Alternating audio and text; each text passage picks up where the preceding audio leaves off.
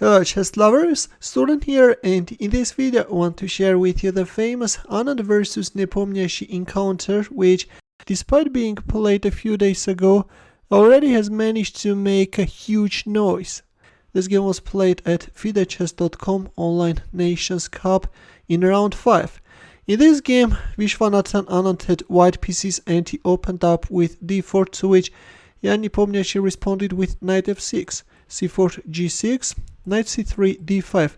Grunfeld defenses on the board. C takes d5, knight takes d5, bishop d2.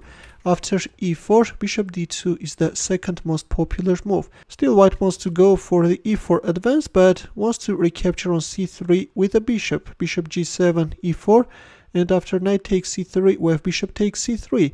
c5, a standard move in Grunfeld defense. Black is undermining white centered. Of course, in here, winning a pawn is not a good idea, because once black is managing to weaken white's pawn structure, black is getting a very nice compensation. These doubled pawns won't give white anything. That's why after c5 we see d5 by Anand. He's still keeping his pawn center intact. Bishop takes c3, check b takes c3. Queen d6, queen d2. The queen will now support the advance of the f-pawn. Black castled kingside, after which f4 followed.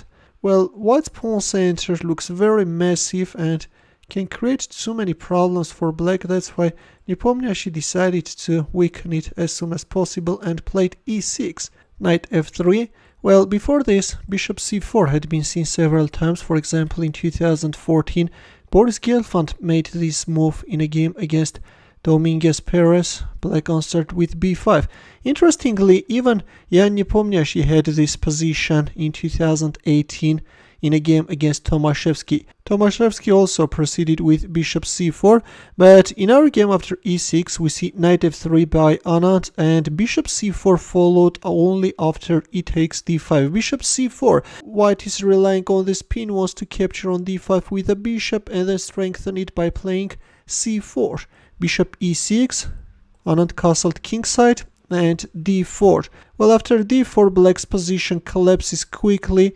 Instead, it was better to play a move like queen d8. Here is the idea. Now if f5, then black can accept the bishop sacrifice. If queen h6, then queen f6, and if knight g5, then queen g7. Black queen is just in time and is managing to cover the essential h7 square. But even in this case, of course, white is doing better. And then check, followed by knight c7. Interestingly, the engine evaluates the position as equal, although I think that white is doing better.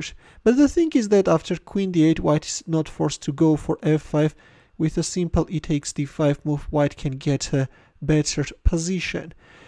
All in all, queen d8 is better than the one which we see in our game. In our game, d4 followed, and a staggering f5 move by Anand. What is interesting, even for my computer, f5 was a challenging task, and it realized that f5 is crashing only after I made it. Bishop takes c4, black accepted the bishop sacrifice. Well, if here, then this is of course losing. Exposing the king in such an ugly way is not a good idea. That's why in our game after f5 we have bishop takes c4, but even this can't help black. White will now rely on the weaknesses of the dark squares. After f6, resignation followed because black king is in a mating net. If, for example, king h8, then anyways queen h6, and if rook g8, then knight g5 is coming. That's why after f6 on move 17, Nepomniachtchi resigned. And neat home preparation by Viswanathan Anand. That bishop c4 was actually very powerful, not seen by Nepomniachtchi, and very quickly he crushed his opponent. In the end, a chess puzzle for you, where the task is to find the winning move for white. It's white to move, and I will wait for your answer in the comment section. Thanks for watching. Here are more suggestions for you. Feel free to check them out as well. I will see you in my next video. Take care.